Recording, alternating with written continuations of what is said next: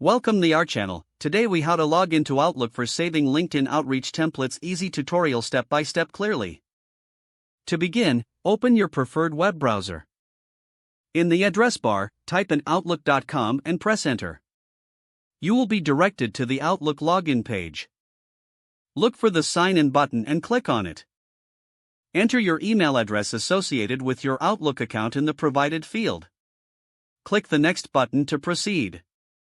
Enter your password in the designated space. If you want the browser to remember your login, check the box for Keep Me Signed In. After entering your password, click the Sign In button. Once logged in, you will be taken to your Outlook inbox. To save your LinkedIn outreach templates, open a new email by clicking on New Message. Once you have completed your template, save it by clicking on the three dots at the bottom of the email window. Select Save as Draft from the menu. Your template is now saved in the Drafts folder for future use. To access your saved templates, go back to your inbox and click on Drafts in the left-hand panel. You can open any draft by clicking on it to edit or send later. This is how you can log into Outlook and save your LinkedIn outreach templates easily. If the page does not load, refresh the browser or try again in a private or incognito window. Make sure you are using the correct email address, then retype it carefully to avoid small typos.